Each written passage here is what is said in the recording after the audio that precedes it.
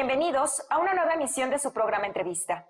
Hoy conversaremos con Juan Sebastián Marroquín, seudónimo de Juan Pablo Escobar, hijo del famoso narcotraficante colombiano Pablo Escobar, quien se convirtió en el líder del cártel de Medellín, el narcotraficante más poderoso de Colombia y el más buscado en la década de los 90. Muchas gracias por recibirnos en este día. Muy bien, un gusto estar acá contigo. Igualmente para nosotros que nos permitas esta conversación contigo. Quisiera comenzar preguntándote si para ti fue difícil reencontrarse con la identidad de Juan Pablo Escobar cuando ya habías adquirido esta identidad de Juan Sebastián Marroquín. Pues me parece que sí, fue difícil porque fue un trámite en el que tuvo que pasar mucho tiempo. El prejuicio que nos rodeaba como familia, sin duda que fue el primer detonante que nos ayudó a tomar la determinación de cambiar la identidad, que de ninguna manera debería interpretarse como una renuncia al parentesco o al amor que teníamos por nuestro padre. Sin embargo, entendimos que ese cambio de identidad pues, fue una herramienta que nos permitió recuperar ese derecho a la vida y ese derecho a la libertad que no teníamos con el apellido original. ¿Por qué pasas? Bueno, entiendo que adquieres este apellido de Marroquín igual que junto con tu familia, y en algún momento de tu vida decides otra vez volver a que la gente te reconozca como Juan Pablo Escobar, el hijo de Pablo Escobar. ¿Por qué decides recobrar otra vez esa identidad que ya habías tratado de dejar un poco atrás? Bueno, de hecho nosotros no fue una decisión personal, simplemente de repente vivíamos en la Argentina con otra identidad. Yo era un docente universitario, ya me había graduado como diseñador industrial, y de repente un día cualquiera llega la policía con las cámaras de televisión al lado y nos ponen las esposas y nos acusan de delitos que nunca habíamos cometido. Eso hace que nuestra identidad como tal pues quede expuesta pública y mundialmente, y nos hace imposible pues continuar en el anonimato que habíamos buscado. A raíz de esas circunstancias estuvimos en la cárcel 7 años de procesos judiciales en Argentina que finalmente desembocan en que la Corte Suprema decreta nuestra inocencia de todos los cargos. Sin embargo, pues en el medio de todo eso ya no tenía sentido pretender pues seguir viviendo en un anonimato que era imposible sostener, y eso es lo que hace que finalmente pues yo decida hacer un documental que se llamó Pecados de mi padre, donde me acerco a las víctimas a pedirles perdón con mucho respeto por lo sucedido, y después de ese momento pues ya no tenía sentido seguir viviendo en esa oscuridad, ¿no? ¿Por qué sales en contra de la versión oficial que han dado las autoridades que afirman que tu padre había sido asesinado en un operativo militar? ¿Tú manejas otra versión de lo que sucedió? Yo manejo la versión real, no es que maneje otra versión, simplemente es la versión real, que yo sé que es incómoda para el establecimiento colombiano y quizá para otros establecimientos, porque si tú le preguntas a los norteamericanos, ellos fueron los que supuestamente lo mataron, y si le preguntas a los colombianos, fueron las autoridades colombianas. La realidad es que yo conozco que ninguno de los dos fue un grupo de mafiosos, que eran los Pepes, que tenían la connivencia y la ayuda de las autoridades estadounidenses y colombianas, pero que de ninguna manera participaron en el operativo en el que mi padre finalmente decidió quitarse la vida, porque así fue como sucedieron los hechos. Mi padre durante más de 10 años fue el hombre más buscado del mundo y nunca lo encontraron, porque él sabía que lo encontrarían con el teléfono, así como él había encontrado a muchos de sus enemigos por esa vía, y ese día llamó más de 7 veces a nivel personal con su nombre y con su voz. Eso indica que mi padre quería ser encontrado. Un hombre que toda la vida me enseñó a no utilizar el teléfono. Imagínate si ese día lo usa más de 7 veces y a conciencia de saber que está llamando a un hotel militar. ¿Cómo salvas tu vida después de la muerte de tu padre? Pagando por ella. Nos tocó entregar absolutamente todo lo que mi padre nos había dejado como herencia, sea en propiedades, obras de arte, dinero en efectivo, automóviles, motocicletas, de todo tipo de vehículos y aeronaves, todo. Lo entregamos no solamente a los enemigos de mi padre que vinieron a quitarnos todo a punta de pistola, sino a las autoridades también que se llevaron el resto. Con tristeza porque no repararon a ninguna víctima con ese enorme caudal de dinero que se llevaron. De alguna forma, es decir, que todo el dinero que hizo tu padre dedicado a este negocio se perdió después de su muerte. Ustedes sirvió tuvieron para financiar su muerte, de hecho, paradójicamente. esa gran fortuna que él amasó terminó sirviendo para financiar durante años a aquellos que lo buscaron para matarlo. Y cuando él muere, pues se acercan todo este grupo de ahora los nuevos y grandes bandidos de Colombia a decirnos, pues vamos a recuperar todo el dinero que gastamos en matar y perseguir a tu papá y pues ¿qué puedes negociar? Y no puedes negociar, simplemente te toca decir que sí a todo lo que te digan. Haces lo que sea con tal de salvar tu vida, ¿no? ¿Tu padre te heredó enemigos? Todos, los peores de Colombia. Platícame un poco, Sebastián, ¿cuándo te diste cuenta de quién era realmente tu padre? ¿Eras niño? ¿Qué veías cuando eras niño? ¿Cómo era vivir en esa familia? Mi padre me dijo cuando yo tenía 7 años, más o menos, había muerto ya el ministro de Justicia, Rodrigo Lara Bonilla, bajo sus órdenes, y huimos a Panamá en virtud de esa persecución que se desató contra la familia, y ahí mi padre me dice, mi profesión es ser bandido, a eso es a lo que yo me dedico. Por supuesto, con 7 años no tienes una comprensión absoluta del significado de la palabra bandido y de cuánto implica y qué significa para Colombia, para tu familia y para el mundo que tu papá sea quien elige ser, quien te dice así tan abiertamente, y no estás preparado como niño para dar una respuesta al respecto, sobre todo de un hombre que te da todo su amor, te da todo su afecto, te da buenos consejos y que por lo menos al interior del hogar se comporta como un buen padre y como una buena persona. ¿Y cómo era para ti ser su hijo? ¿Tú vivías como una familia normal o si notabas de niño algo diferente? ¿Vivías en medio de muchos lujos? Había muchos lujos, sin duda, que yo notaba que estaba, mi vida iba por encima de la media, tenía muchas cosas que otros niños no tenían y la gran cantidad de lujos, de excentricidades en las que estábamos, pues, de las que estábamos rodeados, sin duda que me diferenciaba del resto y me hacía vivir una vida de película, de fantasía, que tampoco duró muchísimo tiempo. Y esto es lo que yo me ocupo de comunicarle, digamos, a la juventud, de que se entienda que esa gran fortuna que mi padre amasó como tal, pues no fue una fortuna que él pudo disfrutar a plenitud y al contrario, fue una fortuna que le trajo muchísimas desdichas, no solamente a él como persona, sino a toda su familia y a todo un país.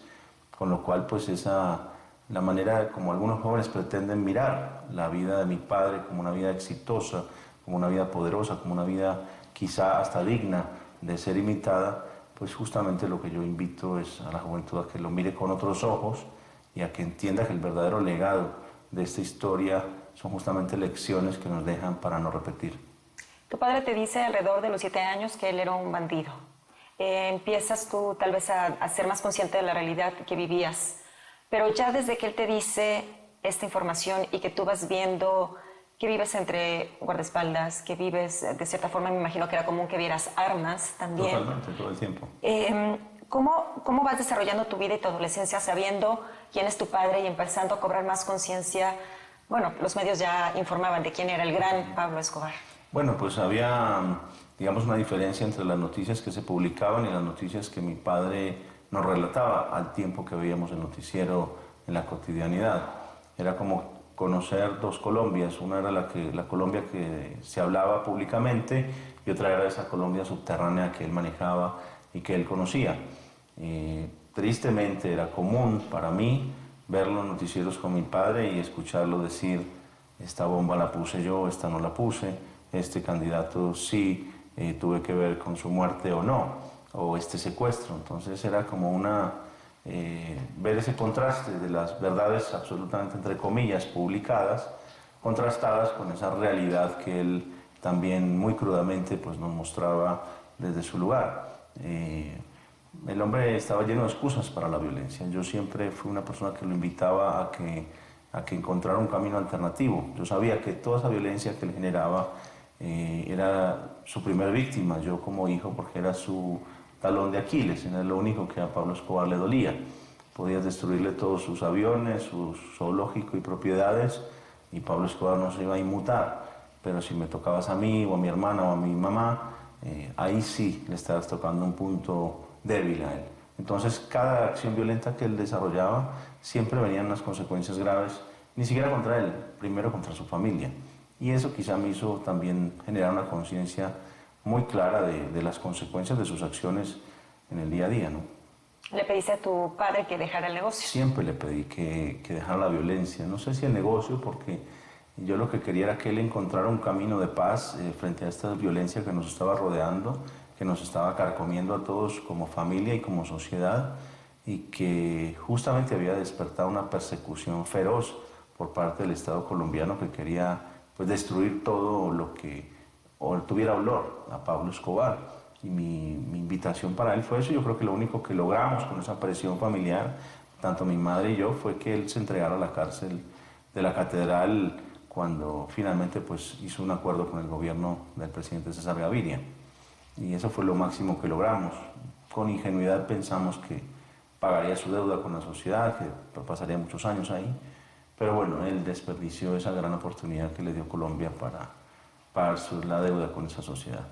¿Vivir en el negocio de la droga de alguna manera provocó tentación de ti hacia ella, hacia probarla? ¿Tu padre te daba a probar la droga? No, mira que paradójicamente yo me crié en un contexto en el que todos mis guardaespaldas y personas muy cercanas a mí eran asiduos consumidores de droga, y casi que yo, pues imposible negarlo, yo nací en el epicentro del narcotráfico de la historia de Colombia. Para mí acceder a la droga quizá era mucho más fácil que para cualquier otro niño en Colombia. Y difícil imaginar un niño más rodeado de drogas que yo en ese mundo. Para eso creo que mi padre implementó una estrategia que yo hoy valoro, y fue que me educó muy temprano, y desde el amor frente al tema de las drogas. Me hizo consciente, me las puso arriba de una mesa y me dijo cuáles eran las consecuencias y los efectos de cada una de ellas, y me ayudó a identificarlas. Me reconoció incluso que las había consumido en su totalidad, a excepción de la heroína. Me dio lo que para mí fue una clase única, pero magistral, sobre el tema de las drogas, y me previno frente al consumo. Y me compartió una frase que nunca olvidaré, pues creo que tiene un enorme significado, sobre todo viniendo de uno de los narcotraficantes, por lo menos más publicitados del siglo pasado. Y es valiente es aquel que no la prueba, hablándome acerca de la droga, de la cocaína, de todas en general. Así que creo que esa educación temprana tuvo una influencia muy positiva en mí, y me liberó, por supuesto, de toda la curiosidad que despierta ese mundo prohibido de las drogas, entendiendo esa prohibición como el mayor incitador al consumo. Por todo aquello que te prohíben, pues es algo que te despierta curiosidad y que quieres descubrir qué es. Entonces, cuando mi padre hace esa conversación conmigo, la tiene y me libera de esos prejuicios, pues prácticamente me quita la curiosidad y me mantiene al margen de esas circunstancias. Y elegí yo recién probar la marihuana a los 28 años, es decir, más de una década después de que él fallece, con lo cual soy un gran defensor de la educación temprana de los chicos, para que, conociendo de cerca el drama de las drogas, pues como a mí, que estuve tan expuesto a esa tentación, me fue muy útil tener esas herramientas desde el amor y no desde el reproche, para tomar las decisiones acertadas y no caer en un mundo en el que para mí era muy fácil caer. Sebastián, y llega el momento en el que escribes este libro, Pablo Escobar, mi padre. ¿Por qué decides hacerlo? De alguna forma, escribirlo y la investigación que te llevó, te hizo entender los motivos que tuvo tu padre para llevar a Colombia a una de las guerras más sangrientas que tuvo a lo largo de la historia. Mira, este libro yo lo escribí por 3 razones básicas. La primera fue la intención de darle a las víctimas el acceso a la información real de lo ocurrido, no como con la intención de justificar el accionar de mi padre en absoluto, sino simplemente presentando la información real y fidedigna que les permita a ellos conocer la verdad. Cuando tú conoces la verdad como víctima, pues ese es uno de los principios y de los derechos a los que debes tener para comenzar a ser reparado. No es una reparación total, pero es parte de un proceso de reparación.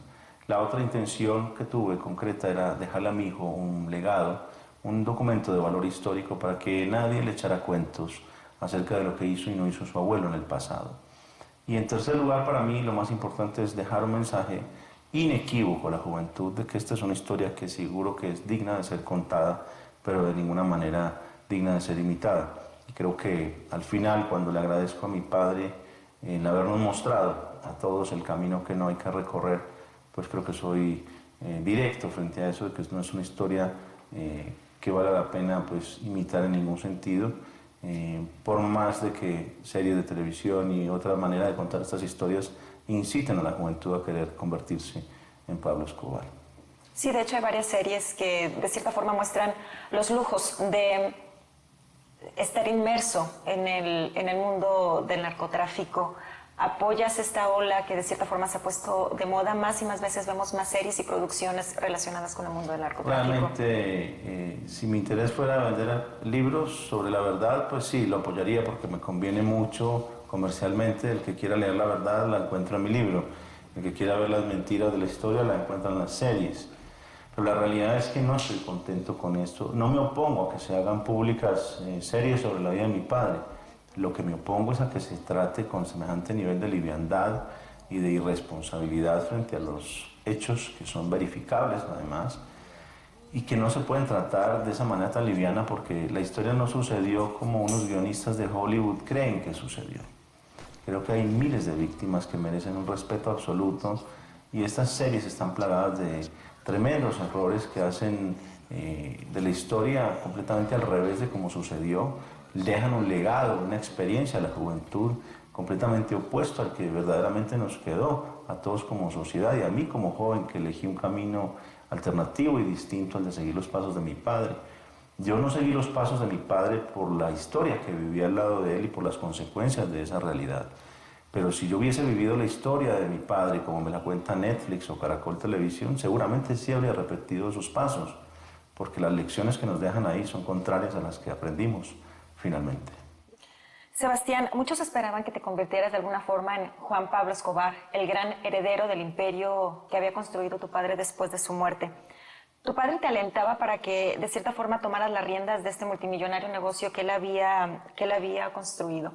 Mira, realmente todos esperaban que yo me convirtiera en ese Pablo Escobar, yo lo llamo 2.0, y de hecho ese era el camino más fácil para mí. Ese era el camino que estaba marcado para mí. Pero yo nunca apoyé la violencia. Y el negocio de las drogas está estrechamente vinculado con la violencia por el prohibicionismo. Está directamente vinculado con la violencia. Entonces, de ninguna manera yo ingresaría en alguna actividad en la que tuviese que mediar la violencia para poder ser exitoso en ella. Soy un hombre de paz, aprendí las lecciones de vida, lo tuve todo y fui dueño de nada. Mientras más dinero teníamos, menos libertad y más pobres vivíamos.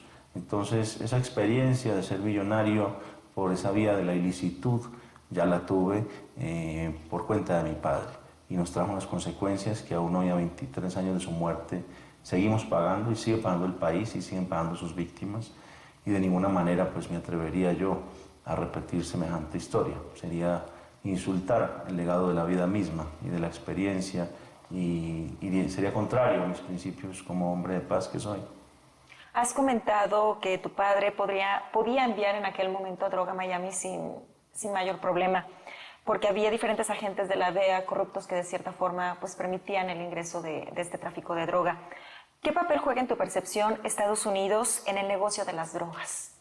Pues lamentablemente debo decir que hay una enorme complicidad entre el prohibicionismo y hay un enorme ingreso de recursos económicos no declarados que no pagan impuestos, de los cuales pues los mayores beneficiarios han sido acusados de ser los latinoamericanos, pero realmente el negocio de las drogas funciona de verdad es porque los carteles latinoamericanos son muy ricos, pero son los más pobres de la línea del narcotráfico.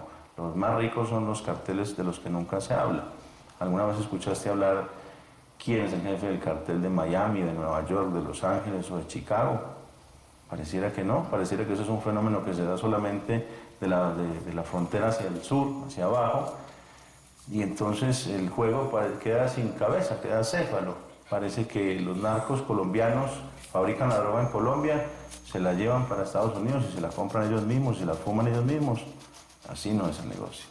El negocio es que los norteamericanos compran la droga a todos los carteles de México, de Colombia y de cualquier país que te puedas imaginar, pero esa droga la quintuplican porque la cortan.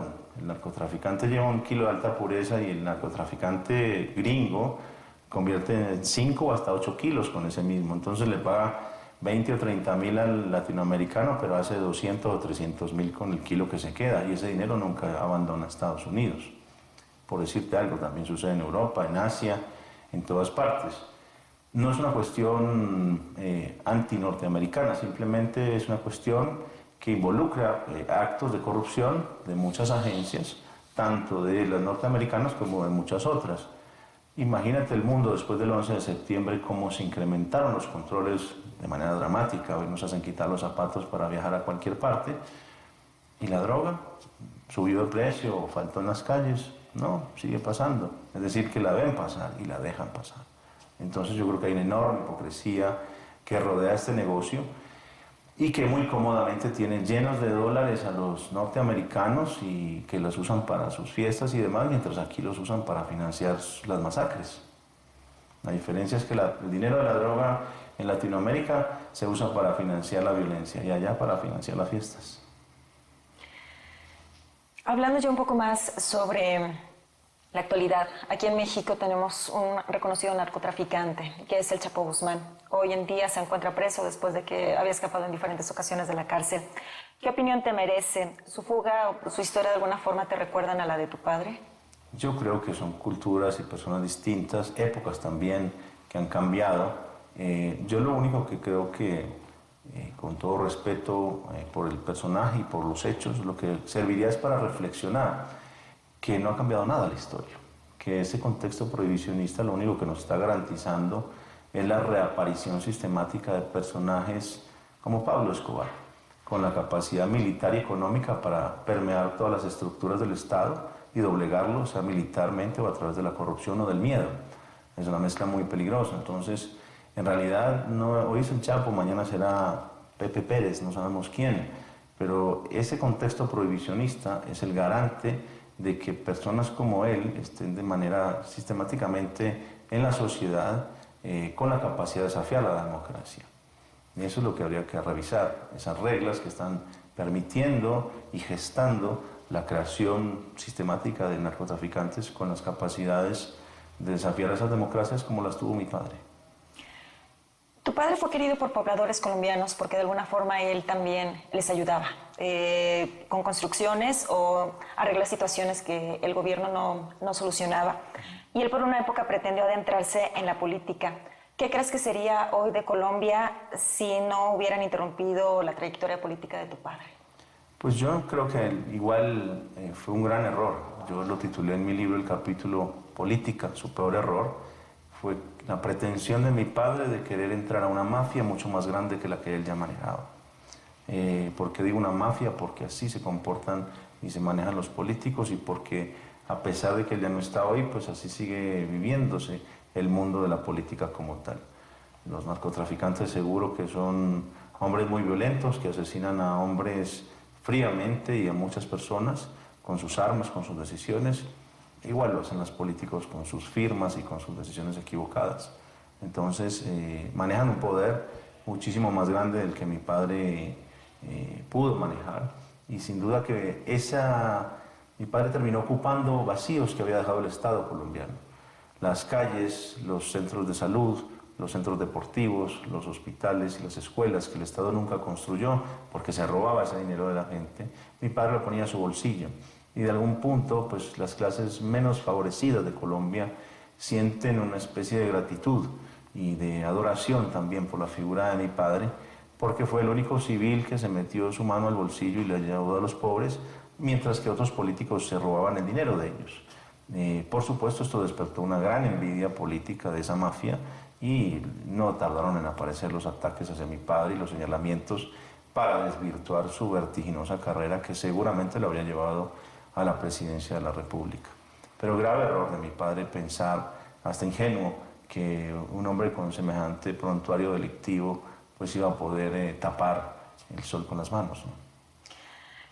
¿Cómo recibiste la reciente votación del no al plebiscito por la paz que hizo la población colombiana a la negociación que habían hecho el gobierno de Colombia con las FARC? Es una pena que los colombianos sigan con miedo a vivir en paz. Llevamos generaciones, hace 52 años, nuestro país está en guerra.